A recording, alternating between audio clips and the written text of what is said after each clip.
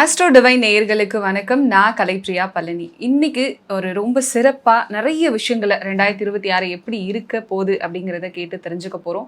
யார்கிட்ட கேட்டு தெரிஞ்சுக்க போறோம் அப்படின்னா, லக்ஷ்மி நாராயண ஸ்ரீ ராமானுஜஜியர் அண்ணா சுவாமி அவர்கள்கிட்ட தான் கேட்க போறோம். வணக்கம் சார். வணக்கம்மா. எப்படி இருக்கீங்க? நல்லா இருக்கம்மா. 2025 நிறைய விஷயங்கள் மக்கள் பார்த்தாங்க, செஞ்சாங்க, கேட்டாங்க அப்படின்னு 2025 முடிஞ்சு போச்சு. 2026க்குள்ள காலடி எடுத்து வைக்க போறோம்.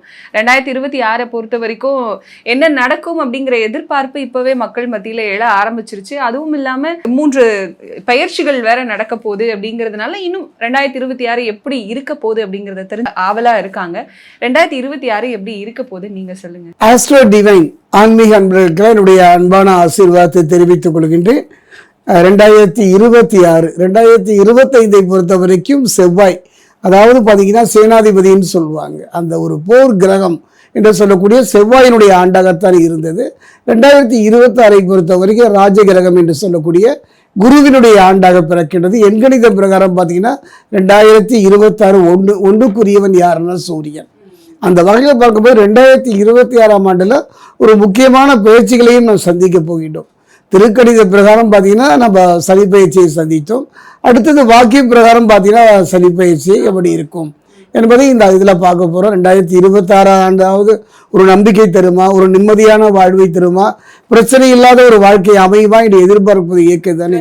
அந்த வகையில் பார்க்கும்பொழுது 2026ஆம் ஆண்டு 12 ராசி, அதில் பார்க்கும்போது மேஷம் தொடங்கி மீனம் வரை ஒவ்வொரு ராசிக்கான பலன்களை எல்லாம் இப்போ நம்ம சோடி பிரசனத்தில் பார்க்க போகிறோம். அடுத்ததா துலாம் ராசிக்காரர்கள் 2025 பல விதமான சந்தோஷங்களையும் பார்த்திருப்பாங்க, பல விதமான கஷ்டங்களையும் பார்த்திருப்பாங்க. ஒரு மிகப்பெரிய எதிர்பார்ப்போட தான் எல்லாருமே 2026 அடி எடுத்து வைக்கிறாங்க. இப்போ 2026 வரப்போகுது. ஸோ துலாம் ராசிக்காரர்களுக்கு 2026 எப்படி இருக்க போகுது? துலாம் ராசியை பொறுத்த வரைக்கும் சனி பகவானுடைய இருப்பை வைத்தே நான் சோழி பிரசனம் பார்க்குறேன். அந்த வகையில் பார்க்கும்போது துலாமை பொறுத்த வரைக்கும் சித்திரை 3, 4, 8. துலாமை பொறுத்த வரைக்கும் சுவாதி,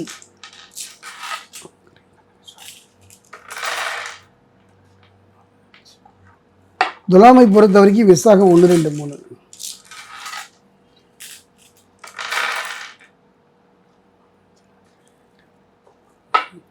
துலாம் ராசியை பொறுத்த வரைக்கும் 2026 சனி பகவானை பொறுத்த வரைக்கும் வக்ரமாகி வக்ர நிவர்த்தி ஆகிட்டாரு. அது முடிஞ்சு போயிடுச்சு திருக்கணிதம். அடுத்தது நம்ம வாக்கிய பஞ்சாபமும் இப்போ பயிற்சியாக போகுது. அந்த வகையில் பார்க்கும்போது பஞ்சம சனி 5ஆம் இடம். அப்படி பார்க்கும்போது துலாம் ராசியை பொறுத்த வரைக்கும் கடந்த காலத்தினுடைய ஏமாற்றங்களாக இருந்தாலும் சரி, பிரச்சனைகளாக இருந்தாலும் சரி, வம்பு வழக்குகளாக இருந்தாலும் சரி, 2024 ஒரு நல்ல தீர்வு கிடைக்கக்கூடிய ஒரு ஆண்டாகத்தான் அமையும். இப்போ மாணவர்களுக்கு 2026 எப்படி இருக்க போகுது? மாணவர்களை பொறுத்த வரைக்கும் கொஞ்சம் கவனம் இருந்தால் போதும். கொஞ்சம் கவனம் சிதறக்கூடிய ஒரு ஆண்டாகத்தான் அமையும். காரணம் செவ்வாய் அவ்வளவு சிறப்பாக இல்லை. மாணவர்களுக்கான ஒரு கிரகம் எதுன்னு பார்த்தா புதன். அந்த புதன் ஒருவரே துணை இருப்பதனால கனவுகள் மெய்ப்படும், நினைத்தது நினைத்தபடி நடக்கக்கூடிய ஒரு நல்ல சந்தர்ப்ப சூழ்நிலை அமையும். கண்டிப்பா சார். துலாம் ராசிக்காரர்கள் ஏற்கனவே தொழில் செஞ்சுட்டு இருப்பாங்க, இல்லைன்னா அந்த தொழில் இன்னும் சிறப்பா அமையிலேயே ஏதோ ஒரு தடங்கள் இருந்துகிட்டே இருக்கே அப்படிங்கிற நினைப்பு அவங்களுக்குள்ள இருந்துகிட்டே இருக்கும். அதே போல புதுசா தொழில் தொடங்கணும் அப்படிங்கிற எண்ணமும் சிலருக்கு இருக்கும் இல்லையா? 2026 தொழில் தொடங்குறதுக்கான வாய்ப்பு அதிகமா இருக்கா? எப்படி சார் இருக்கு? 2026 பொறுத்த வரைக்கும் ஒரு நல்ல மாற்றம், முன்னேற்றம் தரக்கூடிய ஒரு ஆண்டுன்னு தான் நான் சொல்வேன். காரணம் என்னன்னு பார்த்தீங்கன்னா, இந்த காலத்தில் பொறுத்த வரைக்கும் துலாமை பொறுத்த வரைக்கும் ரோக சனி பஞ்சம சனியாக மாறுறாரு. அப்போ ஏற்ற இறக்கம் நிறைந்த ஒரு ஆண்டாகத்தான் அமையும். இருந்தாலும் கூட தொழிலை பொறுத்த வரைக்கும் கவலைப்பட வேண்டாம். கஷ்டப்பட்டு போராடி பொருளாதார நெருக்கடி சந்தித்த தொழில் நடத்துபவர்கள் நல்ல முன்னேற்றம் பெறக்கூடிய, நிம்மதியாக நடத்தக்கூடிய ஒரு ஆண்டு. அதே நேரத்தில் பார்த்தீங்கன்னா சுய தொழில் செய்பவர்களாக இருந்தாலும் சரி, கூட்டு தொழில் செய்பவர்களாக இருந்தாலும் சரி, கொஞ்சம் கவனமாக இருங்க. அதீத ஆசையின் காரணமாக தவறான பாதையை நோக்கி செல்லாமல் இருந்துக்கிட்டாலே போதும். கண்டிப்பா சார். பெண்கள், துலாம் ராசி பெண்களுக்கு 2026 எப்படி இருக்க போகுது? 2024 துலாம் ராசிக்குள்ள பெண்களை பொறுத்த வரைக்கும் கனவுகள் மெய்ப்படும். நீண்ட நாள் இழுத்தடித்த வம்பு வழக்குகள் தீரும். குறிப்பாக சொல்ல போனால் கணவன் மனைவிக்குள்ள இருந்து வந்த பிரச்சனைகள் எல்லாம் படிப்படியாக குறையும். சிலர்களெல்லாம் வேலை செய்ய முற்படுவார்கள். ஒரு வேலைக்கு சென்று அமர்ந்து பொருளாதார ரீதியாக அதை நிறைவு செய்வதற்கான ஒரு ஈடுபாடு பண்ணுவாங்க. கவலையே பட வேண்டாம். ஒரு நல்ல ஆண்டாக, ஒரு நிம்மதி தரக்கூடிய ஒரு ஆண்டாக இது வரைக்கும் நீங்கள் புரிஞ்சிக்கிறது போக உங்களை அவர்கள் புரிந்து கொள்கிற ஒரு அருமையான ஒரு சூழ்நிலை, கணவன் மனைவிக்குள்ள ஒரு அந்யோன்யம் ஏற்படும். நிதானமும் பொறுமையும் இருந்து கொண்டாலே போதும். குறிப்பாக பார்த்தீங்கன்னா திருமண வாழ்வை பொறுத்த வரைக்கும் தேர்ந்தெடுப்பதில் மிக கவனமாக இருக்கக்கூடிய ஆண்டு இந்த ஆண்டு. இப்ப திருமண வாழ்க்கை பத்தி சொன்னீங்க, கொஞ்சம் கவனமா தேர்ந்தெடுக்கணும் அப்படின்னு சொல்லிட்டு. ஒருவேளை அமைஞ்சிட்டா திருமணம் செய்யலாமா? குழந்தை பாக்கியம் எப்படி இருக்கு? அதாவது திருமண வாழ்வை பொறுத்த வரைக்கும் நீண்ட நாள் இழுத்தடித்த அந்த திருமண காலம் கூட நெருங்கி வரும். குடும்பத்தில் ஒரு சுப நிகழ்வுகள் நடக்கும். குழந்தையே இல்லையே என்று கவலைப்பட்டவர்களுக்கெல்லாம் அந்த சுப நிகழ்வு நடப்பதற்கான ஒரு அருமையான காலம் இந்த காலம். இந்த பண வரவு துலாம் ராசிக்காரர்களுக்கு 2026ல எப்படி இருக்கு? 2026 பொறுத்த வரைக்கும் பண வரவு தானே. பண வரவை பொறுத்த வரைக்கும் ஒரு போராட்ட களமாகத்தான் இருந்தது கடந்த ஆண்டு. 2026 பொறுத்த வரைக்கும் அடுத்த முயற்சி செய்யலாமா வேண்டாமா என்று மதில் மேல் புனையாகத்தான் இருப்பார். என்ன பண்ணலாம், அடுத்து வேறு ஏதாவது பண்ணலாமா, அதன் மூலமாக எதையாவது ஒரு பொருளாதார முன்னேற்றம் இருக்குமா, இடம் வாங்கலாமா, வாங்கிய இடத்தை கட்டி முடிக்கலாமா, இதெல்லாம் ஒரு தீர்வு தரக்கூடிய ஒரு ஆண்டு இந்த ஆண்டு. கனவுகள் மெய்ப்படக்கூடிய, தொழிலை முன்னேற்றம் பெறக்கூடிய, குறிப்பாக சொல்ல போனீங்கன்னா சொந்த தொழில் செய்தவர்களை விட்டு விடலாமா என்றெல்லாம் ஒரு நிலையில் இருந்தது மாறி தொழிலை நடப்பதற்கான அருமையான வாய்ப்புகள் கிடைக்கும். கண்டிப்பா சார், அருமையான வாய்ப்புகள் இருக்கு. இருந்தாலும் கொஞ்சம் அவங்களோட எஃபர்ட்டையும் போடணும் அப்படிங்கறத சொல்லியிருக்கீங்க. என்னென்ன பரிகாரங்கள் செஞ்சா 2026ல துலாம் ராசிக்காரர்கள் இன்னும் கொஞ்சம் சிறப்பா இருக்கலாம்? அதாவது பஞ்சம சனியாக இருப்பதனால சனி பகவானுக்கு பரிகாரம் செய்தாலே போதும். அதே நேரம் பார்த்தீங்கன்னா இந்த 2026ஆம் ஆண்டை பொறுத்த வரைக்கும் எத்தனையோ பரிகாரங்கள் செய்தாச்சு, எத்தனையோ ஆலய கதவுகளை தட்டி பார்த்தாச்சு, எந்த தீர்வும் கிடைக்கவில்லை என்று கலங்குபவர்கள்லாம் ஒரு முறை இவங்க என்ன பண்ணணும்னா நரசிம்மருடைய வழிபாடு. செவ்வாய்க்கிழமை நரசிம்மருக்கு உகந்த ஒரு முறை பார்த்தீங்கன்னா இவங்க சோளிங்கர் நரசிம்ம பெருமாளை சென்று தரிசிப்பது சிறப்பு. இல்லைன்னா அருகில் உள்ள நரசிம்மர் ஆலயம் சென்று வழிபாடு பண்ணலாம். அதுவும் முடியலன்னா பானகம் செய்து வீட்டிலேயே வைத்து வழிபாடு பண்ணலாம். கடந்த காலத்தை பொறுத்த வரைக்கும் பொருளாதாரத்தில் ஒரு போராட்டம் கலந்த ஒரு ஆண்டாகத்தான் அமைந்தது.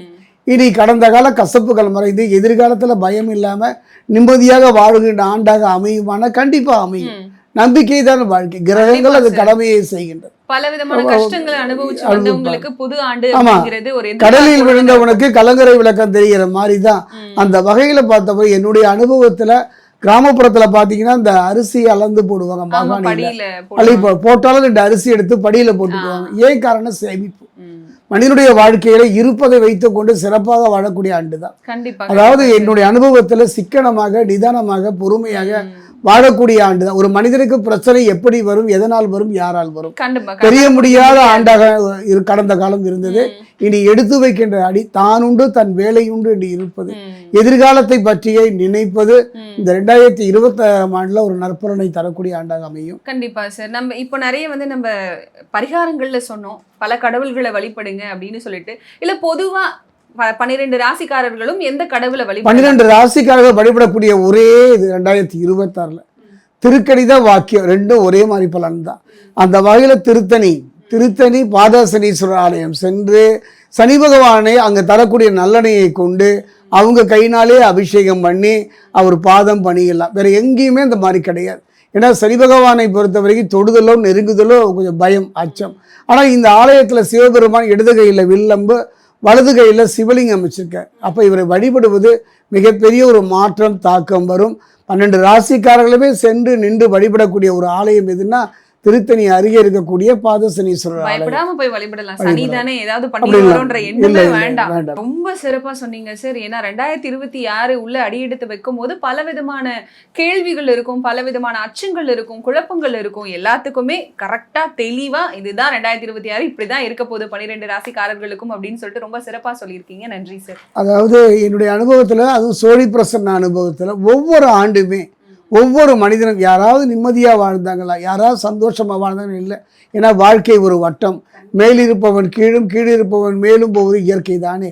அந்த வகையில் பிறக்க வரைக்கும் மனித வாழ்வை பொறுத்த வரைக்கும் 3 பலம்: தேக பலம், தெய்வ பலம், மனோபலம். அந்த 3 பலமும் ஒவ்வொரு காலகட்டத்தையும் கூடும் குறையும். அந்த வகையில் பார்க்கும் பொழுது என்னுடைய அனுபவத்தில் யார் கைவிட்டாங்களோ இல்லையோ குலதெய்வ வழிபாடு செய்யுங்க 2026ல். இந்த 2026ஆம் ஆண்டை பொறுத்த வரைக்கும் ராஜ கிரகம் என்று சொல்லக்கூடிய சூரியனுடைய ஆண்டாக இருப்பதனால எதை பற்றியும் கவலைப்பட வேண்டாம்.